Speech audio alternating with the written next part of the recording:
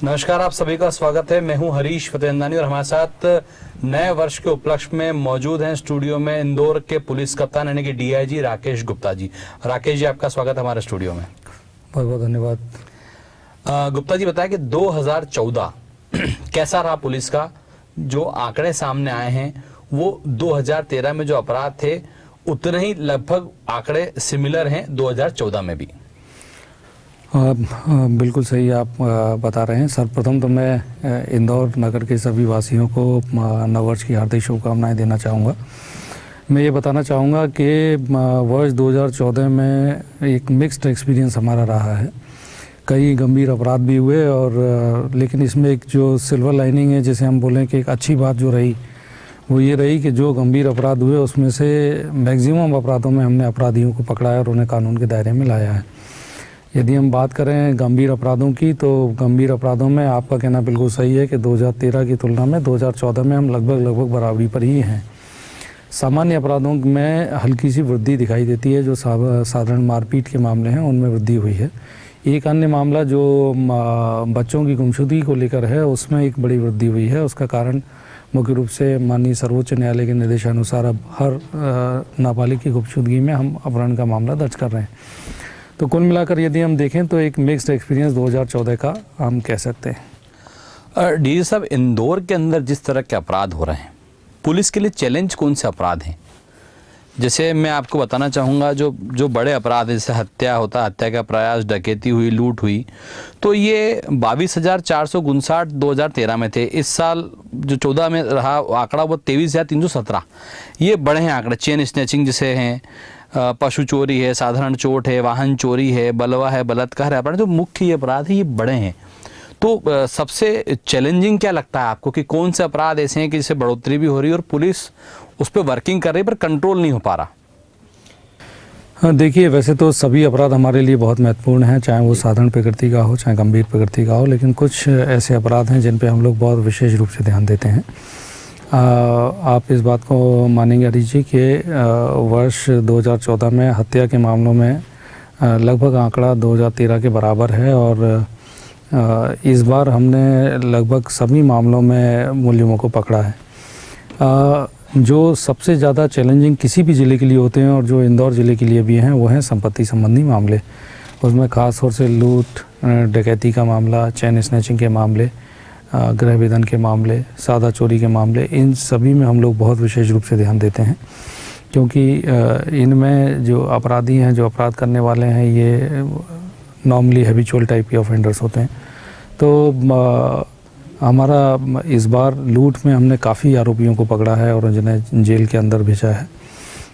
यही कुछ हाल हमारा डकैती के अंदर है। डकैती में इस वर्ष 2 ऐसे प्रकरण थे जो डकैती के रहे और दोनों में ही हमने आरोपियों को पकड़ा और कानून के दायरे में लाया है।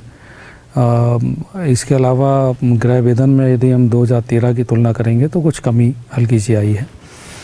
सादा चोरी के मामले, जो जैसे घर के बाहर से कोई सामान चोरी हो जाना या इस तरह की चीज़ें हैं, उनमें थोड़ी सी वृद्धि हुई है। तो कुल मिलाकर संपत्ति संबंधी मामले हमारे लिए एक बड़े चैलेंज हैं जो इंदौर के लिए हैं। बाकी हत्या के प्रयास, इन मामलों में भी हमारी लगातार कार्रवाइयाँ जारी हैं। गुप्ता जी, आम जनता आज भी मानती है कि पुलिस का खौफ बहुत ज़रूरी है, खास करके गुंडों को लेकर। जिस तरह का गुंडा अभियान 2013 में बाकायदा गुंडों के जुलूस निकाले गए और एक वाकई में पहली बार ऐसे रोल में दिखी पुलिस की, वाकई इंदौर की पुलिस है और इंदौर में पुलिस भी एक्टिव है। 2014 में गुंडों पे लगाम नहीं कस पाई पुलिस। जिस तरह का एक वातावरण होना चाहिए, मतलब 2013 में इंदौर की जनता ने पुलिस को धन्यवाद दिया। कई लोगों ने पत्र भी लिखे थे कि वाकई में जो अभियान चलाया पुलिस ने काफ़ी अच्छा अभियान था, गुंडा अभियान। तो क्या लगता है, इस तरह के अभियान चलाना चाहिए पुलिस को? देखिए, सबसे पहले तो अरिजी में ये कहना चाहूँगा कि जनता में कभी भी पुलिस का भय नहीं, कानून का भय होना चाहिए। तो कानून का भय स्थापित करने के तमाम तरीके हो सकते हैं। उसमें एक तरीका ये भी है कि हम अपराधियों को पकड़ें और उन्हें कानून के दायरे में लाएं और उनको न्यायालय से सज़ा कराएं, क्योंकि ये एक परमानेंट इलाज है जिसमें हम मानते हैं कि अपराधी अपने अपराध के लिए सज़ा पाता है। आप अगर 13 और 14 के आंकड़ों को देखते भी हैं तो आप ये पाएंगे कि गंभीर अपराधों में लगभग फिगर बराबर है। और यदि हम अपना डिटेक्शन का परसेंटेज इस बार निकालेंगे तो 2013 की तुलना में 2014 में हमारे डिटेक्शन अच्छे हुए हैं न, काफ़ी मामलों में अपराधियों को पकड़ा है और उन्हें सज़ा कराने के लिए कोर्ट के सामने दिया है।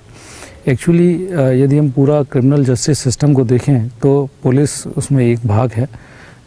इसमें पूरा अगर हम सिस्टम लें तो प्रोसिक्यूशन भी उसका एक अंग है, जुडिशरी भी उसका एक अंग है, पुलिस भी उसका एक अंग है।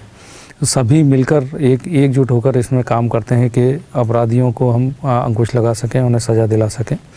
तो मेरा ये कहना है कि लगातार अपराधियों के ख़िलाफ़ हमारी कानूनी कार्रवाई हमेशा जारी रहती है। जैसी 2013 में हमारी कार्रवाई थी, 2014 में भी हमने लगातार अपराधियों के खिलाफ़ कार्रवाई की है और आंकड़े भी लगभग वही चीज़ बताते हैं कि लगभग समानता गंभीर अपराधों में दोनों वर्षों में दिखाई देती है। गुप्ता जी, एक अच्छी बात बोली आपने अपने एक उत्तर में कि इंदौर में संपत्ति विवाद बहुत सामने आते हैं पुलिस के। आपको याद होगा कि आपके पहले जब इंदौर में पुलिस के डीआईजी और आईजी हुआ करते थे, उन्होंने भूमाफियाओं का एक अभियान चलाया था और पुलिस ने उसको इनिशिएटिव लेके कई भूमाफियाओं को जेल के अंदर पहुंचाया था। उससे वाकई में जो भूमाफियाओं का कब्जा इंदौर में था वो कहीं ना कहीं ध्वस्त हुआ था। सरकार ने और मध्य प्रदेश के मुख्यमंत्री ने भी उसकी काफ़ी सराहना की थी। प्रदेश में कई जगह मतलब आम जनता को जिनको हक नहीं मिलता था, वो जनता को हक दिलाने के प्रयास इसी भूमाफियाओं के अभियान से सरकार ने दिलाया है। तो संपत्ति के विवाद सामने आते हैं तो ऐसा लगता है आपको कि पुलिस को कड़ी कार्रवाई करना चाहिए। हालांकि ये आरोप लगता है कि पुलिस का संपत्ति में क्या काम, पर हम जो आंकड़े देख रहे हैं, हम जो स्थितियां देख रहे हैं, वो संपत्ति विवाद या तो मर्डर में कन्वर्ट हो जाता है या वो लूट बन जाती है या उसके बहुत सारे इफ़ेक्ट्स आते हैं। तो आप क्या मानते हैं? देखिए हरीश जी, मैंने बात की थी संपत्ति संबंधी अपराधों की, अर्थात लूट डकैती आदि की बात की थी। लेकिन आपने जब संपत्ति संबंधी विवादों की बात की है तो इसमें मैं बताना चाहूँगा कि यदि हम पूरा जस्टिस सिस्टम को देखें तो संपत्ति संबंधी विवादों के लिए एक बड़ा विस्तृत कानून है जिसमें कि सिविल नेचर संबंधी मामलों की सुनवाई माननीय न्यायालय करते हैं। कोई भी व्यक्ति अपने अभिभाषक के को साथ में लेकर माननीय न्यायालय की शरण में जा सकते हैं अपने किसी भी विवाद को सुलझाने के लिए, उसमें माननीय न्यायालय का निर्णय प्राप्त करने के लिए। परंतु आपने बिल्कुल सही कहा कि कई ऐसे मामले होते हैं जो सिविल नेचर से शुरू होते हैं और बाद में क्रिमिनल मामले वो बन जाते हैं। इसके लिए मेरा ये बिल्कुल सही है, ये हमारा मानना है कि यदि कोई अपराध में कहीं भी कोई क्रिमिनल इंटेंट है, कहीं पर भी जहां इंडियन पीनल कोड का हम इस्तेमाल कर सकते हैं तो उसका हम आवश्यक रूप से इस्तेमाल करते भी हैं और करेंगे भी, ताकि किसी भी व्यक्ति के साथ कोई आपराधिक घटना ना हो।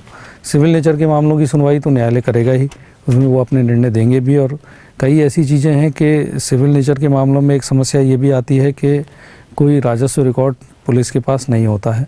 हम ये निर्णय करने की स्थिति में कभी नहीं होते कि इसमें किसका दावा वैधानिक है, किसका कब्जा वैधानिक है, किसके पक्ष को हम सही कहें। हमारा काम है कि हम डांटिक मामले, आपराधिक मामले जो इंडियन पीनल कोड से जुड़े हैं उन पे हम कार्रवाई करें। तो यदि संपत्ति संबंधी मामलों में कहीं भी कोई आपराधिक कारण बनता है, जैसे या तो उससे हत्या हो जाती है या उसमें कोई फोर्जरी की गई है, 420 की गई है, तो ज़रूर आवश्यक रूप से पुलिस इसमें कार्रवाई करेगी। हम लगातार कर भी रहे हैं और वर्ष 2015 में से जारी भी रखेंगे। आप पुलिस के कप्तान हैं, काफ़ी अपेक्षाएं होती है और जब कोई कप्तान की भूमिका में रहता है तो वाकई में इंदौर के लिए भी बड़ा देखने लायक होता है कि आखिर उस कप्तान की भूमिका कैसी होगी और क्या करेगा आखिर इंदौर का पुलिस कप्तान। तो 2014 में आपसे जानना चाहूँगा कि सबसे अच्छा डीआईजी राकेश गुप्ता के लिए क्या रहा? हरीश जी, मैं यदि 2014 में अपनी उपलब्धियों को करूं तो तमाम उपलब्धियां हैं, लेकिन मेरा मानना है कि वर्ष 2014 में हमने काफ़ी गंभीर अपराधों में आरोपियों को पकड़ा है। काफ़ी चैलेंजिंग अपराध हमारे सामने भी आए और उसमें हमें सफलता भी मिली, ना सिर्फ मेरे लिए बल्कि ये मेरी पूरी टीम जो इंदौर पुलिस के मेरे सभी अधिकारी कर्मचारी हैं, सभी ने बड़ी मेहनत से उसमें कार्रवाई की है। मुझे याद आता है कि पलासिया में एक डबल मर्डर था, 2 बहनों की हत्या की गई थी। एक बड़ा चैलेंजिंग ये एक अपराध था जिसके लिए हम लोगों ने इसमें बहुत मेहनत की और वो अपराध निकला भी। इसके अलावा तमाम ऐसे लूट के मामले थे जिनमें कि हमें सफलता मिली है। एक 14 लाख का लूट का मामला थाना छोटी ग्वालटोली में था, जिसमें छावनी के एक व्यापारी के साथ उनके कर्मचारी के साथ लूट हुई थी।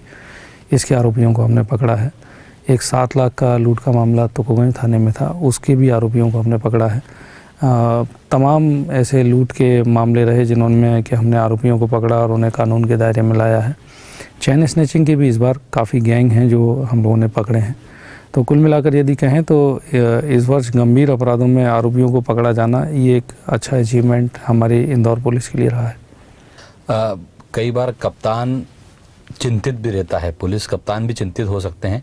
कोई ऐसा मामला याद है गुप्ता जी आपको कि पूरे साल भर में ऐसा मामला जो आज भी आपको विचलित करता है कि मैं 2014 में वो मामला सॉल्व नहीं कर पाया? बिल्कुल हरी जी, कुछ मामले ऐसे भी रह गए हैं जिन्हें हमें लगता है कि हमें सॉल्व कर लेना चाहिए था, लेकिन हमारी बहुत मेहनत और प्रयासों के बावजूद हम उसे सॉल्व नहीं कर पाया। एक तो भौरकुआं में लूट और हत्या का मामला हुआ जो साल के अंत में ही हुआ है, दिसंबर माह का ये मामला है, और इसमें हमने बहुत प्रयास अपनी ओर से किए, लेकिन अभी तक हम इसमें अपराधियों को नहीं पकड़ पाए हैं। प्रयास हमारे इस वर्ष भी उसमें लगातार जारी रहेंगे। हम पीछा नहीं छोड़ेंगे जब तक कि हम अपराधियों को ना पकड़ लें। ऐसे ही करीब 3 या 4 हत्या के ऐसे मामले रह गए हैं जो हमें लगता है कि हमें सॉल्व कर लेना चाहिए था, लेकिन वो नहीं हो पाए। उनके लिए भी हमारे प्रयास लगातार जारी हैं और हम उनमें ज़रूर कुछ ना कुछ सफलता हासिल करेंगे। आज़ाद नगर में एक हत्या का मामला बचा है, एक कनाडिया में हत्या का मामला बचा है, चंदन नगर में एक हत्या का मामला है। तो इन सभी हत्या के मामलों में हम लोग हमारे प्रयास अभी भी जारी हैं, हमारी विशेष टीमें लगी हैं और हम उन्हें ज़रूर सफलता पाएंगे। इंदौर में एक एडिशनल एसपी आए थे राकेश गुप्ता और आज डीआईजी हैं राकेश गुप्ता। क्या फ़र्क महसूस करते हैं एडिशनल एसपी जब आप थे इंदौर में और आज डीआईजी के पद पे आप काम कर रहे हैं? कितना डिफरेंस आया इंदौर में? इंदौर पहले कैसा था और अभी कैसा है? देखिए, अगर मैं इंदौर की बात करूं तो इंदौर में तो आमूलचूल परिवर्तन है। वर्ष 2003-4 में मैं यहाँ रहा और अब मैं 13-14 में यहाँ देखा है मैंने। तो मेरा ये मानना है कि इन 10 सालों में इंदौर में बहुत परिवर्तन आए हैं। इंदौर शहर काफ़ी ब्रॉड माइंडेड, बड़ा एक समृद्ध शहर के रूप में उभर कर सामने आया है। शहर में प्रॉस्पेरिटी अलग ही दिखाई देती है। शहर के लोगों को देखकर ऐसा लगता है कि अब यहाँ व्यापार अपने विकास की ओर है, चरम की ओर है। तो इंदौर शहर के बारे में कहूँगा तो ये मैं बोलूँगा कि शहर में प्रॉस्पेरिटी लगातार बढ़ी ही है। पुलिसिंग के बारे में अगर मैं बात करूँ तो अपराधों का नेचर तो लगभग वही है।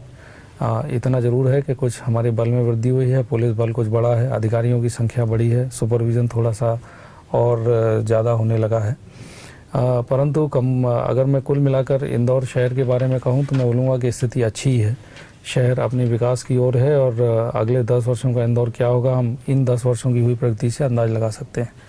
एक ज़रूर जो मुझे लगता है जो 2004 में नहीं था और जो अब 2014 में हमें दिखाई देता है वो है कि वाहनों की संख्या बड़ी तेज़ी से बढ़ी है। उसका कारण है कि लोगों के पर्सनल वाहन बहुत बड़े हैं, चाहे वो कार हों, स्कूटर्स हों, मोटरसाइकिल्स हों, ये बहुत तेज़ी से बढ़ी हैं। रोडें हमारी अभी भी उतनी ही छोटी हैं। तो ट्रैफिक को लेके हमें लगता है कि इंदौर के लिए हमें चिंता ज़रूर करनी चाहिए। कैसे हम पार्किंग स्पेसेस और बना सकें, कैसे हम इन्हीं रोडों पर कैसे अच्छा ट्रैफिक निकाल सकें, रोड वाइडनिंग हम कहाँ कहाँ कर सकते हैं, उसके बारे में हमें ज़रूर चिंता करनी चाहिए। 2015 जिस तरह आपने कहा कि 2003-4 में आप आए थे और फिर 13-14 में आप डीआईजी बन के आए हैं, तो एज अ पुलिस कप्तान है इंदौर के आप, तो 2015 में क्या मास्टर प्लान आपने बनाए हैं कि 2015 में कैसी पुलिसिंग रहेगी और इंदौर की जनता को पुलिस का क्या आश्वासन मिलेगा? देखिए, 2015 में हमारे लगातार इस वर्ष हम लोग अपना पुलिस का इंफ्रास्ट्रक्चर जो जनता की सुविधा के लिए है उसको सुधारने के लिए हमारा बड़े महत्वपूर्ण प्रयास रहेंगे। सबसे पहले तो हम सीसीटीवी एक बड़ा प्रोजेक्ट मान के चल रहे हैं और अभी हमारा 15 चौराहों में RLVD red light violation detection system लग रहा है। ये हम वर्ष 2015 के पहले 3 महीने में ही करने का हमारा प्लान है। इसके अलावा शहर के लगभग 60 से ज़्यादा ऐसे चौराहे हैं जिनमें हम सिटी सर्विलेंस सिस्टम के कैमरे लगाएंगे। ये भी एक हमारा बड़ा महती योजना है और इसे भी हम पहले 3 महीने में कंप्लीट करने का हमारी एजेंसी फिक्स हो गई और हम उसको काम कर रहे हैं। शहर के जितने एंट्री के रूट्स हैं उन सभी रूटों में हम ANPR कैमरे लगा रहे हैं और ANPR कैमरे उन रूटों में करीब 8 ऐसी जगह हैं जहां ANPR कैमरे लगेंगे। इसके अलावा 15 RLVD के चौराहे जहाँ ANPR कैमरे होंगे। ANPR अर्थात ऑटोमेटिक नंबर प्लेट रिकग्निशन कैमरे हैं। तो ये शहर में आने वाली हर वाहन के गाड़ी के नंबर का रिकॉर्ड रखेगा। और हम ऐसी परिकल्पना कर रहे हैं कि शहर में आने वाले हर वाहन का एक रिकॉर्ड हमारे पास होगा, डेटाबेस हमारे पास होगा। शहर के 15 महत्वपूर्ण चौराहों से गुजरने वाली गाड़ियों का डेटाबेस हमारे पास होगा। अगर हम किसी भी गाड़ी के नंबर को डालते हैं तो हम अपने डेटाबेस से निकाल सकते हैं कि वो गाड़ी शहर में कब आई और शहर के किन किन चौराहों से लगातार गुजरी है। तो एक बड़ा हाईटेक सिक्योरिटी प्लान हम लोग बना रहे हैं। शहर में हमारा CCTV कंट्रोल रूम में भी ये हम लगातार वॉच करेंगे कि कैसे कोई अवांछनीय गतिविधियाँ ना हो। तो ये एक बड़ी योजना हम 2015 में लेके आ रहे हैं। बाकी हमारा 2015 में भी मोटो वही है कि हम अपराधों में सबसे पहले रोकथाम करें, शहर की कानून व्यवस्था को बनाकर रखें और इसके बावजूद भी यदि कोई अपराध घटित होता है तो उसके आरोपी को पकड़कर कानून के दायरे में लाएं। इन सभी बातों को लेकर हम वर्ष 2015 में आगे बढ़ेंगे और उसमें काम करेंगे। एक और चीज़ हम इस बार करने जा रहे हैं, ये हमारा ट्रैफिक से रिलेटेड है। हम हैंडल डिवाइसेस अर्थात चालान सिस्टम लेके आने वाले हैं। अभी जो चालान का सिस्टम है उसमें हम सारी चीज़ें मैनुअली करते थे। उसमें हम मैनुअली डायरी से उनका चालान बनाते थे, पंचनामा बनाते थे, कंपाउंडिंग फ़ीस भी जब हम लेते थे वो भी हमारा मैनुअली हुआ करता था। तो अब हम इसमें भी एक नया सिस्टम शुरू कर रहे हैं और ये चालान सिस्टम में हमारे कर्मचारियों के पास हैंडल डिवाइसेस होंगी और इसका प्रोसेस हमारा टेंडर का शुरू हो गया है। 2015 में हम इस कार्य को भी पूरा करेंगे। इसमें एक बड़ी अच्छी चीज़ ये होगी कि हमारे पास अब जितने भी मोटर व्हीकल एक्ट के वायलेटर्स होंगे उनका एक बड़ा डेटाबेस होगा और हम ये पता कर सकते हैं कि कोई वाहन ने एक से ज़्यादा बार कितनी बार मोटर व्हीकल एक्ट के नियमों का उल्लंघन किया है। अब एक से ज़्यादा बार जिन लोगों ने उल्लंघन किया है उनके खिलाफ हम दूसरी तरह की कार्रवाइयाँ जैसे कि उनका ड्राइविंग लाइसेंस निरस्त कराने की, रजिस्ट्रेशन निरस्त कराने की, ये इस तरह की कार्रवाइयाँ हमारी लगातार होंगी। तो ये भी एक बड़ी योजना है जो हम 2015 में पुलिस के लिए करने वाले हैं। पुलिस का एक हाईटेक कंट्रोल रूम डायल 100 का सिस्टम भी वर्ष 2015 में आने की इंतज़ार कर रहा है। ये हालांकि पुलिस मुख्यालय लेवल से ये प्रोजेक्ट इम्प्लीमेंट होगा, लेकिन इसके इम्प्लीमेंट होने के बाद 100 नंबर की इफ़ेक्टिविटी और बढ़ेगी और पुलिस की जो पहुंच जनता के बीच में है वो बहुत ज़्यादा होगी। वर्ष 2014 में हम लोगों ने एक नया प्रयोग किया था जो जन संवाद, अर्थात हम लगातार जनता के बीच गए। हमारे माननीय DG साहब का भी ये निर्देश है कि सभी जो बीट के हमारे बीट प्रभारी हैं वो सब अपने अपनी बीट्स में जाएं, अपने अपने लोगों से मिलें, जनता के बीच जाएं। और हम प्रयास ये कर रहे हैं कि एक्चुअली उस क्षेत्र की जनता उस क्षेत्र में पुलिसिंग किस तरह की चाहती है। तो जब हम जनसंवाद में जाते हैं तो उस जगह की लोकल इश्यूज़ हमारे सामने आते हैं। और अब तो नया चेंज ये भी कर दिया है कि अब हम जनसंवाद थानों में ना करके अब हम उनके मोहल्लों में ही जाके कर रहे हैं। तो उससे जनता को भी एक सुविधा उसमें दिखाई देती है। 2015 में हमारी ये एक्टिविटी लगातार जारी रहेगी, अर्थात पुलिस और जनता के बीच की दूरी कम हो, हम भी ये जान सकें कि जनता की अपेक्षा हमारे से क्या है और हम कैसे और अच्छी पुलिसिंग उनको दे सकें। मेरा आखिरी प्रश्न रहेगा आपसे कि इंदौर एक पॉलिटिकल जंक्शन है, इंदौर में भी काफ़ी नेता हैं। आप खुद जानते होंगे कि इंदौर की सांसद अभी लोकसभा स्पीकर हैं, इंदौर से एक मंत्री हैं, इंदौर के विधायक हैं, भाजपा के अध्यक्ष हैं। तो पॉलिटिकल इक्वेशन के हालत कितना दबाव पुलिस पर रहता है पॉलिटिकल लोगों का। दूसरा, अभी जो नगरीय निकाय का चुनाव है ये बहुत बड़ा चैलेंज है पुलिस के लिए, क्योंकि सबसे छोटे चुनाव होते हैं और सबसे ज़्यादा विवाद अगर होते हैं तो नगरीय निकाय चुनाव में होते हैं। तो किस तरह उससे शांतिपूर्ण चुनाव कराएंगे? देखिए हरी जी, आपने बिल्कुल सही बोला है कि जितना छोटे स्तर पर चुनाव होता है उतना ही पुलिस के लिए मुश्किल होती है। पुलिस प्रशासन दोनों के लिए बहुत मुश्किल का काम है। इस बार बहुत अच्छी चीज़ ये है कि नगरीय निकाय के चुनाव में EVM का प्रयोग किया जा रहा है। EVM का प्रयोग होने से एक बहुत अच्छी चीज़ तो ये हो जाएगी कि मतगणना में अब बहुत ज़्यादा समय नहीं लगने वाला है। दूसरा, जो और दूसरे विवाद हुआ करते थे वोट के टाइम पे, वो भी अब नहीं होंगे। तो एक अच्छी चीज़ है जो मुझे दिखता है कि इस वाले चुनाव में हमारे सामने रहेगी। लेकिन फिर भी इन चुनावों को हम किसी भी हाल में हल्के में नहीं ले रहे हैं। हमें मान के चल रहे हैं कि जितना छोटा चुनाव उतना ही हमारे लिए मुसीबत और हमें सजग रहने की आवश्यकता है। तो नगर निगम चुनाव के इंदौर के लिए हम पूरी तरह सजग हैं। ग्राम पंचायत के भी चुनाव होंगे, उनके लिए भी हम पूरी तरह सजग हैं। हमारी पूरी प्लानिंग इस बात को लेकर चल रही है कि कैसे इन चुनावों को हम शांतिपूर्ण तरीके से कराएं। और जहां तक पुलिस का सवाल है, पुलिस को अधिकार कानून में मिले हैं और कानूनी कार्रवाई करने के लिए तो हम लगातार वही कार्रवाई करेंगे जो कानून में है और जो लीगल एक्ट है, जो जिसके लिए हम लीगली किसी बात पे स्टैंड कर सकते हैं, उन सभी चीज़ों को लेकर ही पुलिस कार्रवाई करेगी। पॉलिटिकल प्रेशर की बात मैंने आपसे पूछी थी गुप्ता जी कि कितना पॉलिटिकल प्रेशर होता है पुलिस पर। मैंने आपको बताया कि पुलिस की कार्रवाई तो पूरी तरह कानून से ही बंधी है, तो उसमें किसी प्रेशर का सवाल ही नहीं उठता। कानून में बंधे होने का नाता यह है कि हमें हर चीज़ का धाराएं नियत हैं, हर चीज़ की कार्रवाई नियत है, हर चीज़ की SOP नियत है, तो वो तो हमें वैसे करनी ही है और करेंगे ही। नगर निगम चुनाव को लेकर जनता से कोई अपेक्षा या कोई संदेश देना चाहिए गुप्ता जी आप? देखिए, मैं ये कहूँगा कि ये एक बहुत महत्वपूर्ण चुनाव है इंदौर शहर के लिए। इंदौर शहर का विकास इन चुनावों पर निर्भर करता है। शहर के अलावा ग्रामीण क्षेत्रों का विकास भी निर्भर करता है कि आपकी ग्राम पंचायत कितनी अच्छी बनती है, कितने अच्छे लोग उसमें चुनकर आते हैं।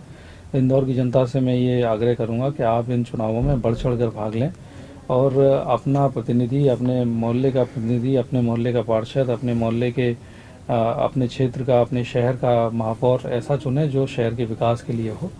नागरिक निर्भीक होकर स्वतंत्र रूप से, निष्पक्ष रूप से आकर मतदान करें। इसके लिए हम अपनी पूरी व्यवस्था करेंगे और नागरिकों को बढ़ चढ़कर मतदान में भाग लेना चाहिए।